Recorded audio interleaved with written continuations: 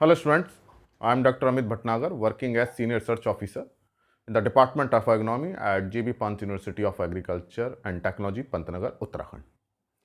आज जो हम क्वेश्चन करेंगे वो थोड़े से अलग क्वेश्चन हैं और ये mode of action of herbicide की मैचिंग हम कराएंगे कि उसका क्या इफेक्ट होता है या उसमें क्या इफेक्ट हमें नज़र आते हैं या किस ग्रुप के हर्बिसाइड को बिलोंग करते हैं। तो ये दो कॉलम हैं, कॉलम ए कॉलम बी, और कॉलम ए से कॉलम बी को हम मैच करेंगे। करेक्टली मैच कैसे किया जाएगा इसको देखेंगे, और इसको हम कैसे मैचिंग करते हैं, इसके लिए हम क्या आइडिया लगाते हैं इसके पीछे, इसको भी सीखेंगे। तो ये क्वेश्चन जो है ऑब्जेक्टिव में ही पूछा सकता है कि एक हमने दे दिया, एक हर्बिसाइड ग्रुप दे दिया, उसके 4 हमने ऑप्शन दे दिए। तो इस तरह से बहुत सारे क्वेश्चन, इसी कॉलम से बहुत क्वेश्चन बन सकते हैं, इसी कॉलम से बहुत मैचिंग बन सकती हैं, और कई तरह से हम इस क्वेश्चन को रीजनिंग या असर्शन में पूछ सकते हैं। तो अगर हमारा कंसेप्ट क्लियर है तो इन क्वेश्चन को बहुत ईजिली हम कर सकते हैं। तो इसी से ही हम इन्हीं से ये 12 हैं और उससे बहुत सारे क्वेश्चंस बना सकते हैं। तो आज अगर हम इसकी मैचिंग कर लेते हैं क्लियर, तो फिर हम इसके ऑब्जेक्टिव भी इजीली सॉल्व कर सकते हैं। तो इसी से क्वेश्चन से बन सकता है कि ACCAs जो ग्रुप है वो किससे बिलोंग करता है या किसको अफेक्ट करता है, ये 4 ऑप्शन दे दिए, या कोई से भी 4 ऑप्शन दे दिए, या इससे पूछ लिया कि सिंथेटिक ऑक्सिन्स से क्या प्लांट पे क्या इफेक्ट होता है, तो कोई से भी 4 ऑप्शन दे दिए। तो बहुत सारे कॉम्बिनेशंस जो है इससे बन सकते हैं। तो ये अगर हमारे पास कंसेप्ट है कि कौन सा मोड ऑफ एक्शन का क्या इफेक्ट आता है, तो हम उन क्वेश्चंस को बहुत ईजिली कर सकते हैं। तो वो एक मैंने वीडियो अपलोड कर रखा है mode of action of herbicide का, आप उसको देखिए, और वो 2 पार्ट में है। तो आपको ये मैचिंग बहुत क्लियर हो जाएगी, आपको उससे रिलेटेड ऑब्जेक्टिव क्वेश्चंस आप इजीली कर सकते हैं। तो जो कन्फ्यूज़न है वो भी दूर होंगे, और आज का जो लेक्चर है आपको बहुत अच्छा समझ में आएगा। तो उसमें मैंने आपको 14 मोड ऑफ एक्शन बताए थे, और यहाँ जो है मैंने 12 लिखे हैं। 2 जो है बहुत ज़्यादा इंपॉर्टेंट नहीं है, वो एक है जो लिपिड बायोसिंथेसिस को अफेक्ट करता है लेकिन ACCAs एक्टिविटी को नहीं करता है, उसको मैंने इंक्लूड नहीं किया है, और दूसरा एक है अननोन मोड ऑफ एक्शन, तो उसको भी इंक्लूड नहीं किया है। तो ये 12 जो है बहुत इंपॉर्टेंट हैं। और मोड ऑफ एक्शन का मैं आपको फिर से बता दूं कि एक मोड ऑफ एक्शन में एक हर्बिसाइड हो सकता है, 2 भी हो सकते हैं, और एक हर्बिसाइड के 2 या 3 मोड ऑफ एक्शन भी हो सकते हैं। और इनका वास्तव में क्या, रियलिटी में क्या प्रिसाइज मैकेनिज्म है, अभी बहुत ज़्यादा क्लियर नहीं हुआ है। तो जितनी भी क्लियरिटी है उसको ही रिसर्च पेपर में पब्लिश किया गया है और टेक्स्ट बुक में वो है। तो आप इससे कंफ्यूज ना हो, एक के साथ 2 भी हो सकते हैं, और एक हर्बिसाइड 2 या 3 मैकेनिज्म शो कर सकता है। तो जो रिसर्च के साथ जो फाइंडिंग है उन्हीं को ही टेक्स्ट बुक में लिखा गया है। तो आज की ये मैचिंग करते हैं और इसको कंसेप्ट समझेंगे, इसको कैसे करें। तो आप इसको ऑब्जेक्टिव भी समझ सकते हैं कि क्वेश्चन नंबर 1 ये है और इतने सारे ऑब्जेक्टिव दे रखे हैं इसके, क्वेश्चन नंबर 2 के इतने सारे ऑब्जेक्टिव दे रखे हैं, या हम क्वेश्चन नंबर 3 मान लें, इसमें से कोई से भी 4 ऑब्जेक्टिव उठा लें और एक 5वां रख लें, नन ऑफ दीज। तो कोई से भी 4 उठा लीजिए और एक 5वां ऑप्शन नन ऑफ दीज रख दीजिए। तो इसी तरह से जो है क्वेश्चन पेपर की सेटिंग की जाती है कि पहले एक तरफ रख लिए जाते हैं मोड ऑफ एक्शन, दूसरी तरफ उनका जो है वो इफेक्ट रख लिया जाता है, और उसके फिर कोई से भी 4 उठा करके एक 5वां नन ऑफ दीज कर दिया जाता है, या 2 उसके ऑप्शन होते हैं तो सही होते हैं तो एक 4था ऑप्शन ऑल ऑफ दीज भी कर दिया जाता है। तो इसको हम करते हैं कि इसको कैसे करें। तो देखिए, जब हम मोड ऑफ एक्शन पढ़ते हैं तो हमारे दिमाग में कन्फ्यूजन हो जाता है। तो अब उस कन्फ्यूजन के साथ इसको मैचिंग हम कैसे करें, या सही उसका जो है आंसर कैसे चेक करें। तो ये कॉलम ए है, जिसको फर्स्ट कॉलम मान लिया है जिसमें मोड ऑफ एक्शन है, और ये कॉलम सेकंड है जिसमें या तो उसका इफेक्ट नज़र आता है, या प्लांट में क्या सिंथेसिस हो रही है वो नज़र आता है, या कोई एक मैंने एग्जाम्पल हर्बिसाइड का भी रखा है, ग्लाइफोसेट, कि वो किस को बिलोंग करता है। तो ये क्वेश्चन को देखते हैं कैसे इसको किया जाएगा। और मान लीजिए आपने पढ़ रखे हैं कई सारे मोड ऑफ एक्शन और आपको कन्फ्यूजन हो गया है, तो इसमें देखिए, जैसे अब आप इस ग्रुप पे मत जाइए, आप इफेक्ट पढ़िए, क्योंकि जब आप मोड ऑफ एक्शन ग्रुप पे जाएंगे तो कंफ्यूज कर जाएंगे कि मैं ये कैसे करूं या सब भूल गया हूं। तो आप क्या देखिए, प्लांट पे देखिए, इसको कुछ इफेक्ट नजर आ रहे हैं, सेल के अंदर कुछ इफेक्ट नजर आ रहे हैं। पहले आप 2-3 वो सेलेक्ट कीजिए जो आपको बहुत क्लियर है। तो उसमें 2-3 चीजें आपको बहुत क्लियर नजर आएंगी जो आपको याद होंगी, आप पहले उनको कीजिए। तो पहले आप ये इधर वाले ऑप्शन पढ़िए कि क्या क्या इसमें ऑप्शन दिए हुए हैं। इसमें कई ऑप्शन दिए हैं, इसमें से 2-3 आपको पता होंगे, बाकी नहीं पता होंगे। तो जो आपको पता है पहले उसको कर लीजिए। अब देखिए कहीं से भी इसको उठा लीजिए, तो हम ग्लाइफोसेट से ही लेते हैं मान लीजिए। तो देखिए ग्लाइफोसेट, पैराक्वेट, डाइक्वेट ये अधिकतर पूछे जाते हैं क्योंकि ये कॉमनली यूज्ड हर्बिसाइड है। तो एग्जामिनेशंस में अधिकतर वही क्वेश्चंस पूछे जाते हैं जिनका प्रैक्टिकल यूटिलिटी बहुत है, जिसकी सिग्निफिकेंस बहुत ज़्यादा है, जिसको फार्मर बहुत यूज़ करता है और वो इफेक्टिवली वीड्स को कंट्रोल करते हैं, उन्हीं हर्बिसाइड्स को जनरली पूछा जाता है। तो देखिए ग्लाइफोसेट बहुत इंपॉर्टेंट है। ग्लाइफोसेट रेसिस्टेंट क्रॉप डेवलप की गई है, राउंडअप रेडी क्रॉप डेवलप की गई है। तो ग्लाइफोसेट के बारे में आपको पता होना चाहिए कि ये नॉन सेलेक्टिव सिस्टमिक हर्बिसाइड है। और यहाँ देखिए ग्लाइफोसेट दिया है लेकिन उसका मोड ऑफ एक्शन नहीं पूछा, उसका ग्रुप पूछा है। तो ये आपको क्लियर होना चाहिए कि ग्लाइफोसेट किस ग्रुप का है। ये ईपीएसपी सिंथेज का ही है, ये इसी का ही है, enol pyruvate shikimate phosphate synthase inhibitor होता है। शिकीमेट जो पाथवे होता है एसिड, उसको इनहिबिट करता है। तो ये आपको पता होना चाहिए। 3-4 चीजें आपको बिल्कुल क्लियर होनी चाहिए, तभी हम इन क्वेश्चंस को कर सकते हैं। ये इसका हो गया। अब आप देखिए कि इसमें सोचिए कि आप क्या और देख सकते हैं जो आपको पता होगा। तो देखिए हमें पता रहता है कि 2,4-D से क्या होता है, इपिनेस्ट्री इफेक्ट होता है। बहुत ये पढ़ा जाता है कि 2,4-D जो हर्बिसाइड यूज किए जाते हैं उससे लीफ कर्लिंग हो जाती है, पत्तियों की बाइंडिंग होती है लीव्स की, तो कपिंग होती है, कर्लिंग होती है। तो इसका मतलब कि जो लीफ कर्लिंग एंड कपिंग है वो किस हर्बिसाइड से हो रही होगी, 2,4-D से। और 2,4-D किस में आता है, सिंथेटिक ऑक्सिन्स में। तो ये जो है डी वाला सिंथेटिक ऑक्सिन से मैच हो जाएगा। तो इसका ऑप्शन में यहाँ डी लिख दे रहा हूँ, क्रॉस नहीं कर रहा, नहीं तो बहुत ज़्यादा कंफ्यूजन हो जाएगा। तो इसका सही ऑप्शन हो गया डी। तो ये क्लियर हो गया, 2 क्लियर हो गए। अब आप देखिए कि वीड रेसिस्टेंट, ये बहुत इंपॉर्टेंट है, ये बड़ा बर्निंग है क्योंकि वीड में रेसिस्टेंस डेवलप हो रही है। तो अब देखिए कि वीड रेसिस्टेंस जो है वो किस तरह के हर्बिसाइड्स में हो रही है। तो देखिए किस में है, एट्राजिन में है। एट्राजिन अगेंस्ट जो है डेवलप हो रही है, रेसिस्टेंस रिपोर्टेड है।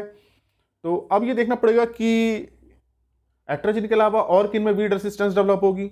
तो वो हर्बिसाइड में वीड रेसिस्टेंस डेवलप होगी जिसका कंटिन्यूस यूज किया जाता है। तो किसी पर्टिकुलर हर्बिसाइड को जब हम लगातार यूज करते हैं तो वीड रेसिस्टेंस डेवलप कर लेते हैं। इसके लेक्चर भी मैं अपलोड कर चुका हूं। तो अब ये देखना पड़ेगा कि इसमें कौन सा ऐसा हर्बिसाइड है जो बहुत ज्यादा यूज होता है। तो इसमें जो देखिए फोटोसिस्टम 2 वाले जो इनहिबिटर्स हैं, ये इनहिबिटर्स हैं। तो ये जो फोटोसिस्टम 2 वाले हैं वो सबसे ज़्यादा यूज़ होते हैं। तो जो हर्बिसाइड सबसे ज़्यादा यूज़ होंगे उन्हीं के अगेंस्ट ही वीड्स जो है रेसिस्टेंस डेवलप करेंगे। तो इसका मतलब कि अब फोटोसिस्टम 2 वाला ये है, तो इसका ऑप्शन हो गया बी। ये क्लियर हो गया। अब आप और देखिए, अब आपको समझ में नहीं आ रहा हो कोई बात नहीं, तो ऊपर से देखते हैं कि ऊपर से हमें क्या क्या समझ में आ रहा है। तो देखिए नाइट्रोजन मेटाबॉलिज्म देखिए। तो नाइट्रोजन मेटाबॉलिज्म को अगर हम सोचें तो इतना हमें पता रहता है नाइट्रोजन किससे बनती है, अमीनो एसिड सिंथेसिस होना चाहिए, प्रोटीन बननी चाहिए। और किससे बनेगी प्रोटीन, अमीनो एसिड से। तो अब इसमें कौन सा ऐसा है जो अमीनो एसिड वाला है जिससे अमीनो एसिड सिंथेसिस हो रही है। तो अगर आप ध्यान से देखेंगे तो ये देखिए ग्लूटामिन, ग्लूटामिन अमीनो एसिड है। तो ये ग्लूटामिन सिंथेस, ये इनहिबिटर्स अगर हो जाएंगे तो नाइट्रोजन मेटाबॉलिज्म नहीं होगा। और ग्लूटामिन क्या करता है, अमोनिया से मिलकर ग्लूटामिक एसिड बनाता है, फिर फर्दर अमीनो एसिड्स बनने शुरू होते हैं। इसको पूरा जो है मैंने मोड ऑफ एक्शन पूरे एक लेक्चर में, 2 लेक्चर में मैंने दे रखा है, आप उसको देखिए तो आपको बहुत अच्छा समझ में आएगा। तो यहाँ पे हमने मैचिंग कैसे इसको हमने मिलाया कि नाइट्रोजन मेटाबॉलिज्म के लिए क्या चाहिए, अमीनो एसिड चाहिए। तो इसमें अमीनो एसिड वाला हमें कौन सा नजर आया, ग्लूटामिन सिंथेज इनहिबिटर। तो इसका जो है नाइट्रोजन का आंसर सी हो गया। थोड़ा सा और अभी हम देखते हैं इसमें, थोड़ा सा और हम अपना दिमाग लगाते हैं, हमको कितना पता है और कैसे हम उसको कोरिलेट करें। अब देखिए cell wall synthesis, cell wall तो देखिए हर उसमें होगी, हर सेल में होगी। तो इसका मतलब कि अब हमको ये पता करना पड़ेगा कि ये सेल वॉल सिंथेसिस रुक रही है, क्योंकि हर्बिसाइड क्या करेंगे, सेल वॉल के सिंथेसिस को चेक करेंगे। तो अब ये सेल वॉल में क्या क्या उसका कंपोजिशन होता है थोड़ा सा सोचिए। तो देखिए उसमें क्या होता है, सेलुलोज होता है, हेमोसेलुलोज होता है, लिग्निन होते हैं। तो जो कोई भी सेलुलोज को, हेमोसेलुलोज को या लिग्निन के फॉर्मेशन को रोकेगा वो सेल वॉल सिंथेसिस को भी चेक करेगा। तो यहाँ पे हमें क्या देखना पड़ेगा कि कोई सेलुलोज वाला है क्या। तो एक ग्रुप सेलुलोज वाला है, वो है याला। तो ये देखिए ये सेल वॉल किससे आ जाएगा, ए से, ये इसमें आ गया। ठीक है। अब देखिए ACCase वाला ग्रुप बहुत इंपॉर्टेंट है, एसिटाइल कोएंजाइम कार्बोक्सिलेज। तो देखिए जो फैटी एसिड बनते हैं वो एसिटाइल कोएंजाइम का उसमें बहुत इंपॉर्टेंट रोल है। तो जो ये ACCase है, आप इसका याद रखिए एसिटाइल कोएंजाइम, और एसिटाइल कोएंजाइम से ही फैट्स बनते हैं, लिपिड्स बनते हैं। तो ये जो ग्रुप है ये किसको अफेक्ट करेगा? फिर लिपिड बायोसिंथेसिस को। तो हमारा देखिए इसमें एक ऑप्शन कौन सा है? ये फास्फोलिपिड्स इन ग्रासी वीड्स। तो ये फास्फोलिपिड्स के को ब्लॉक कर देता है, सिंथेसिस रोक देता है। तो ये फास्फोलिपिड्स वाला, इसका मतलब जो फास्फोलिपिड्स हैं वो कहाँ जाएंगे? जहाँ एसिटाइल कोएंजाइम का इनहिबिशन हो रहा होगा। तो ये जो है ये ऑप्शन यहाँ पे आ गया F। देखिए 12 ग्रुप है, 13वां ग्रुप वो था जो लिपिड के सिंथेसिस को रोकता है लेकिन ACCase की एक्टिविटी को नहीं रोकता है। तो वहां भी फास्फोलिपिड्स का इनहिबिशन होता है ग्रासी वीड्स में। वो 13 ग्रुप में, जो 14 मैंने बताए थे 14, उसमें 13वां वो है कि जो लिपिड सिंथेसिस को तो रोकता है लेकिन ACCase एक्टिविटी को अफेक्ट नहीं करता है। तो उसको मैंने दिया नहीं है लेकिन आप उसको समझ लीजिए यहाँ। तो ये ऑप्शन भी आपका फास्फोलिपिड्स का किस में चला गया? ACCase में चला गया। अब देखिए कि फिर हम देखेंगे कि हमको इसमें क्या क्या समझ में आ रहा है। तो हमको कुछ ये नजर आया, क्लोरोफिल एंड हीम सिंथेसिस। इसको देखते हैं, क्लोरोफिल एंड हीम सिंथेसिस। तो देखिए क्लोरोफिल का जो सिंथेसिस रोक रहा है और हीम का सिंथेसिस रोक रहा है। तो इसका मतलब कोई एक ऐसा कोई इनहिबिटर है जो कॉमन है, दोनों को चेक कर रहा है। तो ये हमको पता होना चाहिए कि जो प्रोटोफोरफायरोनोजिन होते हैं इसी से ही जो है क्लोरोफिल और हीम बनते हैं, जिसको हम PPG बोलते हैं। तो प्रोटोफायरोजिन को जो इनहिबिशन करेगा वही इन दोनों को रोकेगा। वैसे तो क्लोरोफिल सिंथेसिस को बहुत सारे रोकते हैं, तो उसको कंफ्यूजन से अवॉइड करने के लिए मैंने इसमें दोनों लिखे हैं, क्लोरोफिल एंड हीम सिंथेसिस। तो अधिकतर देखिए जो हर्बिसाइड होता है कहीं ना कहीं जाके क्लोरोफिल को चेक करते हैं, लिपिड्स को चेक करते हैं, इसलिए ऑप्शन में बहुत क्लैरिटी होनी चाहिए कि किसको पूछा जा रहा है। तो क्लोरोफिल एंड हीम सिंथेसिस दोनों है, तो ऐसा जो दोनों को रोकता हो तो वो है प्रोटोफायरोफेनोजन। तो प्रोटोफायरोफेनोजन कौन से हैं? PPO। तो इसका फिर क्लोरोफिल वाला ये आ गया J ऑप्शन। अब हम थोड़ा सा और देखेंगे कि इसमें कैसे हम इसको देखें, हमको अगर कंफ्यूजन हो रहा है तो। अब हमको कुछ ये नजर आया, ब्लीचर नजर बचा हुआ है, न्यूट्रिएंट डेफिशिएंसी है, कुछ अमीनो एसिड्स हैं और ये water soaked foliage and necrosis. तो देखिए ये सिम्टम जो है आ रहा है लीफ में। वाटर सोक्ड फोलिएज ये होता है कि मतलब जो हर्बिसाइड स्प्रे किया जाता है तो ऐसा लगता है कि वहाँ कुछ गीला गीला सा हो गया, और नेक्रोसिस टिश्यू की डेथ हो गई है। तो देखिए जहाँ हमने हर्बिसाइड डाला वहाँ टिश्यू की डेथ हो गई, तो इसका मतलब कि क्या है? और वहीं वाटर सोक्ड हुआ, इसका मतलब कि उसी एरिया में वो डेथ कर रहा है, वो प्लांट में ट्रांसलोकेट नहीं हुआ है। तो इसका मतलब क्या है? ये कॉन्टैक्ट टाइप का हर्बिसाइड है। तो जब नेक्रोसिस कर दे और वाटर सोक्ड फोलिएज हो जाए तो इसका समझिए कॉन्टैक्ट हर्बिसाइड है। अब कॉन्टैक्ट कौन से होते हैं? Parakeet, diquat. तो इसका मतलब कि ये पैराक्वेट डाइक्वेट वाला ग्रुप होगा। और ये पैराक्वेट डाइक्वेट वाले कौन से होते हैं? फोटो सिस्टम 1 वाले होते हैं, जो इलेक्ट्रॉन डाइवर्टर होते हैं, इलेक्ट्रॉन को डाइवर्ट कर देते हैं।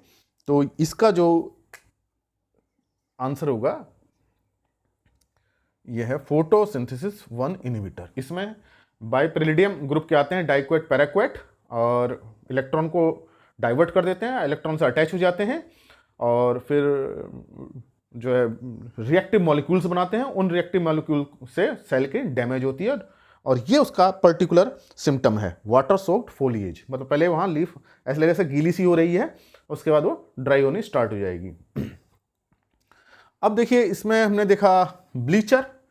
ब्लीचर मतलब जो ब्लीचिंग कर दे, जहाँ इसका मतलब जो प्लांट बिल्कुल सफ़ेद हो जाए, ब्लीच हो जाए। ये कब होगा? जब क्लोरोफिल ना बने। तो देखिए मैंने बताया था कि अभी बहुत सारे हर्बिसाइड क्या करते हैं? क्लोरोफिल के सिंथेसिस को चेक करते हैं, तो वहाँ क्लोरोफिल की एक्टिविटी अफेक्ट होती है। तो जब क्लोरोफिल की एक्टिविटी अफेक्ट होती है तो वहाँ क्लोरोसिस होती है, मतलब क्लोरोफिल का लॉस होगा और वो येलोइश होनी स्टार्ट हो जाएंगी, ग्रीन नहीं रहेंगी। लेकिन जो ब्लीचर है वहाँ वाइट, बिल्कुल वाइट हो जाएगी। इसका मतलब वहाँ बिल्कुल क्लोरोफिल बना ही नहीं है, प्रोडक्शन ही स्टार्ट नहीं हुआ। बाकी में क्या होता है? क्लोरोफिल तो होता है लेकिन बाद में क्लोरोफिल खत्म हो जाता है। इसका मतलब ब्लीचर्स क्या है कि वहाँ क्लोरोफिल नहीं बन रहा है, तो क्लोरोफिल टोटली खत्म हो गया। इसका मतलब किसको रोक रहा है? पिगमेंट को रोक रहा है। तो आप सोचिए पिगमेंट क्लोरोफिल के साथ कौन सा लिंक रहता है? कैरोटीन। जहाँ कैरोटिनाइट का लॉस होता है वो क्लोरोफिल नहीं बनता है। क्यों नहीं बनता? ये मैंने उस लेक्चर में आपको बता रखा है, मोड ऑफ एक्शन में, वहाँ आप उसको समझिए सुन करके। तो इसका मतलब ब्लीचर वाले कौन से हैं? जो कैरोटिनाइट का प्रोडक्शन रोक रहे हैं। तो ये बड़े इफेक्टिव हर्बिसाइड हैं और ये हाइड्रोक्सी फिनाइल पायरुवेट डाईऑक्सीजनेस एंजाइम है, जिसके मैंने बताया था कि 2 हर्बिसाइड बड़े अभी इफेक्टिव हैं मेज में, मीजोट्रायन एंड टेम्बोट्रायन और टॉप्रामिजोन। मीजोट्रायन तो अभी मार्केट में अवेलेबिलिटी नहीं है, लेकिन टेम्बोट्रायन और टेप्रामिजोन इन दोनों की अवेलेबिलिटी है, ट्राइकीटोन ग्रुप के हैं और HPPD ग्रुप के हैं। तो इसका मतलब कि ब्लीचर किस में चलेगा, ये E ग्रुप में आ गया, ये इसके साथ सेलेक्ट हो गया ब्लीचर भी। तो जो 2-3 नए हर्बिसाइड ग्रुप हैं जिनका मोड ऑफ एक्शन बहुत अच्छा है, उनको आपको याद रखना चाहिए। केवल 3-4 हम याद रखेंगे तो बाकी को हम मैच कर सकते हैं, लेकिन आपको पूरा पहले पता होना चाहिए। ये तभी कर सकते हैं जब आपको थोड़ा सा कंफ्यूजन हो, लेकिन अगर आप बिल्कुल ब्लैंक हैं तब इसको करना मुश्किल हो जाएगा। अब हम दूसरे देखें, अब ये देखें nutrient deficiency and drought symptoms. तो देखिए न्यूट्रिएंट डेफिशिएंसी भी आ रही है, ड्रॉट सिम्टम्स भी आ रहे हैं। इसका मतलब कि ना तो न्यूट्रिएंट का अपटेक हो रहा है, ना वाटर का अपटेक हो रहा है। न्यूट्रिएंट और वाटर दोनों का अपटेक नहीं हो रहा है, तो इसका मतलब क्या है कि रूट में प्रॉब्लम है, रूट ग्रोथ नहीं हो रही है, तो रूट ग्रोथ अफेक्ट हो रही है। और रूट ग्रोथ अफेक्ट हो रही है तो इसका मतलब वहाँ सेल डिवीजन अफेक्ट हो रहा है। तो जो रूट ग्रोथ की एक्टिविटी अफेक्ट होती है वो माइक्रोट्यूबल जो इनहिबिशन होता है उससे होती है। माइक्रोट्यूबल जो है ये बड़े इंपॉर्टेंट हैं सेल डिवीज़न में, उसका मैंने कई इंपॉर्टेंट रोल बताए हैं। सेल डिवीज़न बहुत इंपॉर्टेंट रोल है, और जब इनकी एक्टिविटी इनहिबिट होती है तो रूट की एक्टिविटी नहीं होती है, रूट स्टबी हो जाती है, मोटी हो जाती है, स्वेलिंग हो जाती है। तो इसका जो आंसर है वो है माइक्रोट्यूबल इनहिबिशन। तो ये सेल के अंदर का ऑर्गेनेल है माइक्रोट्यूबल, इसमें हर्बिसाइड ट्यूबुलेंस के बने होते हैं माइक्रोट्यूबल, हर्बिसाइड अटैच हो जाता है और इसकी ग्रोथ को नहीं होने देता। जब इसकी ग्रोथ नहीं होती है तो सेल डिवीजन को चेक करता है फिर। तो इसका ये आंसर हो गया। अब हमारा कौन सा बचा, शूट ग्रोथ। तो देखिए शूट ग्रोथ, सोचिए थोड़ा सा शूट ग्रोथ हो रही है, मतलब लीफ आ रही है, स्टेम आ रहा है, तो वहाँ क्या बन रही है, सेल डिवीज़न हो रहा होगा। सेल डिवीज़न में सेल्स बन रही होंगी। सेल्स किसकी बनी होती हैं, लिपिड्स की बनी होती हैं। तो लिपिड वाला तो ये हमारा एसी एकेज एंजाइम हो गया है, क्योंकि वो बहुत क्लियर कर रहा है फॉस्फोलिपिड्स इन ग्रासी वीड्स। तो इसका मतलब कि जो ये ऑप्शन तो हमारा यहाँ पे आ गया। इसका मतलब हमें ऐसा देखना पड़ेगा कि जो फैटी एसिड को चेक कर रहा हो। तो अब उसमें कौन सा बचा है, ये VLSCF, very long chain fatty acid synthesis inhibitor. जब भी सेल्स बनेंगी, वो बायो मेम्ब्रेन्स बनेगी, उसमें हमेशा क्या होंगे, फास्फोलिपिड्स होंगे। तो जो हर्बिसाइड लिपिड्स को अफेक्ट करेंगे वो सेल मेम्ब्रेन को अफेक्ट करेंगे, सेल डिवीजन को अफेक्ट करेंगे। तो ऐसी हर्बिसाइड से रूट ग्रोथ और शूट ग्रोथ दोनों अफेक्ट होती है। तो इसका आंसर क्या हो जाएगा, ये शूट ग्रोथ वाला, very long chain fatty acid synthesis inhibitors. अब कौन सा बचता है, अब वो हमारा ल्यूसिन एंड वैलिन बचता है। तो ये देखिए, ये जो एमिनो एसिड्स हैं, और एमिनो एसिड सिंथेसिस 2 मैंने बताए थे, एक ब्रांच्ड एमिनो एसिड होता है, एक एरोमेटिक एमिनो एसिड्स होता है। और एरोमेटिक एमिनो एसिड्स में EPSP सिंथेसिस वाले थे। और तो अब आप देख लीजिए, अगर आपको 1 या 2 नहीं आते हैं तो आप उसमें क्रॉस चेक कर सकते हैं। तो देखिए जो ये ALS है, एसिटोलैक्टेट सिंथेज इनहिबिटर, ये जो है जो ब्रांच्ड अमीनो एसिड्स हैं, ल्यूसिन, आइसोल्यूसिन, वैलिन, इनके सिंथेसिस को चेक करता है। तो ये जो है इसका आंसर हो जाएगा फिर ये I।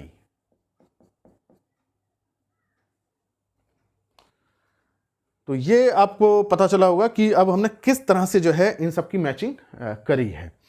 तो इसी तरह से जो है क्वेश्चंस बनाए जाते हैं। पहले उनको ग्रुप बना लिया जाता है, फिर क्या मोड ऑफ एक्शन है, फिर उसके कई सारे हम ऑप्शंस 3 या 4 ले लेते हैं और एक ऑप्शन नन ऑफ दीज कर देते हैं, या 2 करेक्ट करके चौथा ऑल ऑफ दीज कर देते हैं।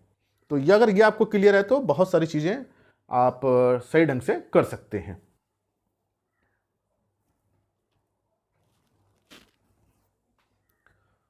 तो ये आपको अच्छी तरह समझ में आ गया होगा।